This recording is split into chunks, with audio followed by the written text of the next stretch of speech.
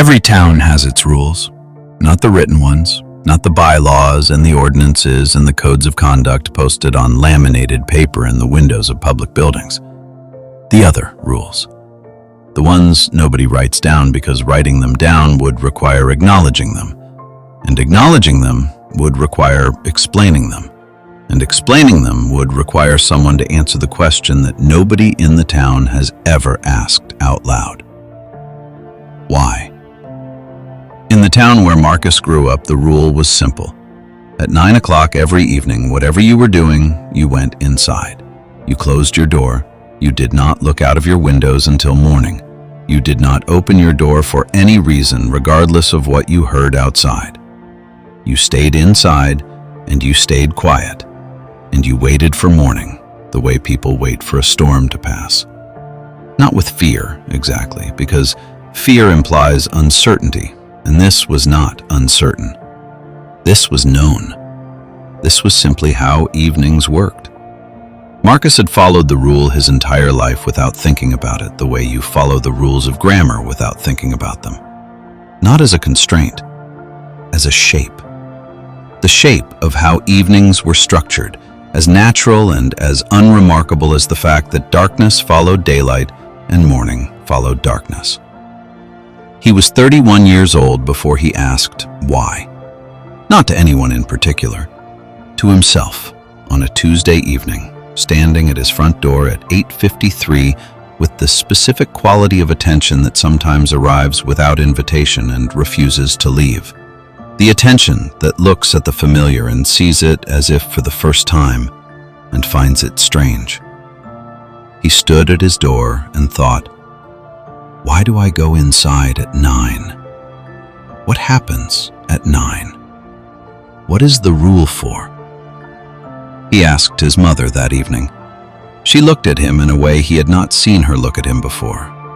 Not confused, not dismissive. Something more careful than either of those things. She said, "It is just how it is." She said, "Everyone does it."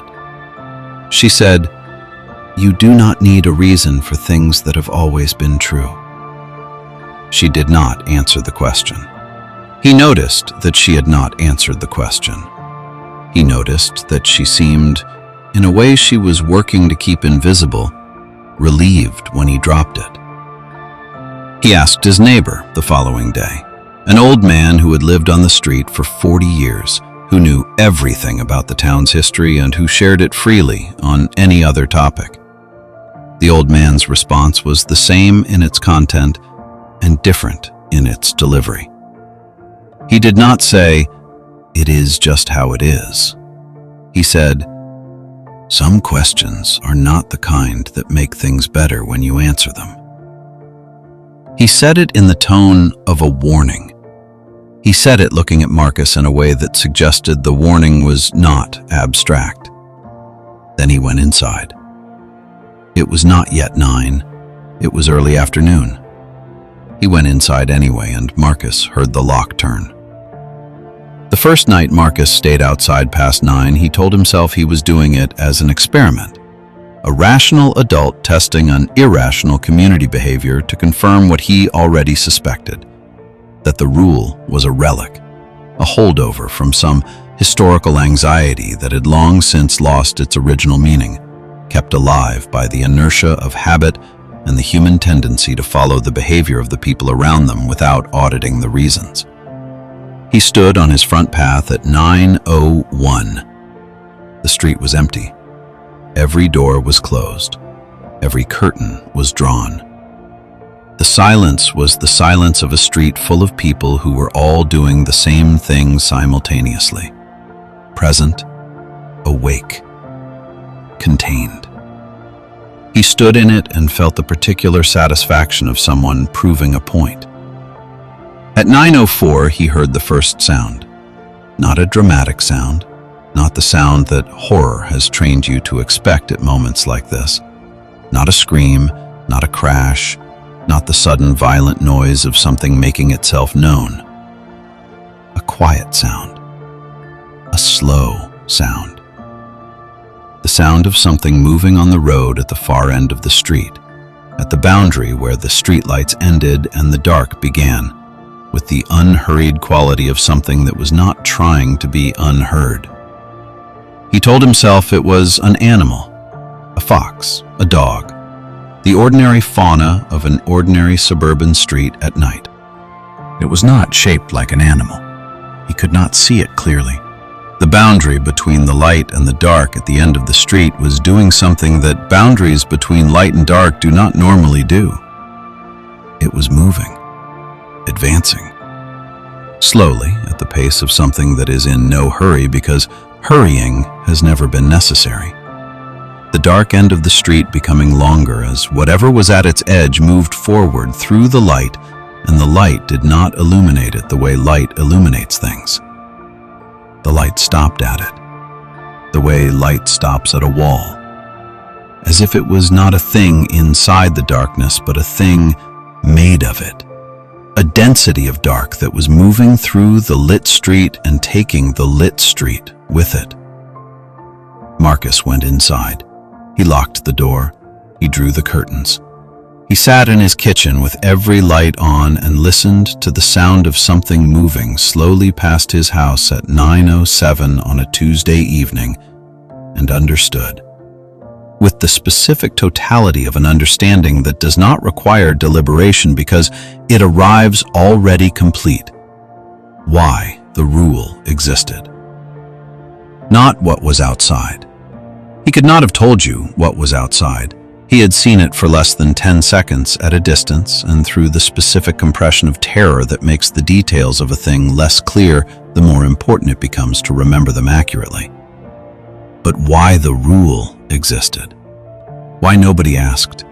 Why his mother's face had gone careful when he raised the question? Why the old man had gone inside at 2 in the afternoon on a sunny day after a conversation about 9 o'clock? Because knowing the rule was there was useful. Because following it kept you safe.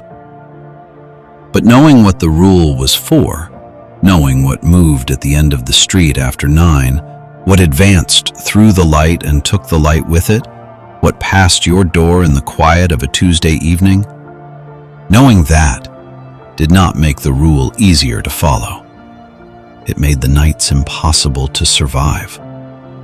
Because you can follow a rule you do not understand out of habit, out of custom, out of the quiet social pressure of a community that has been doing the same thing for so long that it has become the texture of normal life. But once you know what the rule is keeping out, once you have stood on your front path at 9:04 and watched the dark end of your street become longer, you cannot unknow it. You cannot go back to following the rule the easy way, the sleepy, unthinking, habitual way of someone who goes inside at 9 because everyone goes inside at 9. You follow it differently after that. You follow it with your whole body, with the lights on and the doors locked and the curtains drawn and the specific, exhausting alertness of someone who knows exactly what is on the other side of the wall. And you never ask why again. Because now you know what happens when someone does. They find out. And finding out is the thing the rule was always designed to prevent. Think about the rules in your life that you follow without questioning. The small, habitual behaviors that structure your days and your evenings and your nights.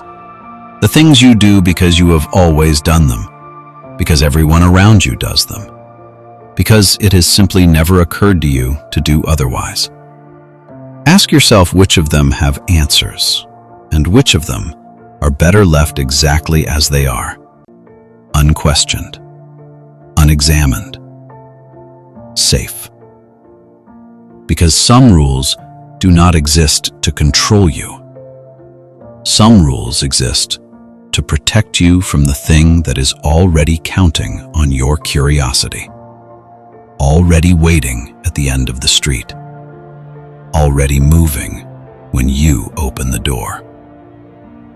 If this one stayed with you, hit subscribe, because we go deep into the rules, the towns, and the things that the habits of a community are quietly keeping at bay.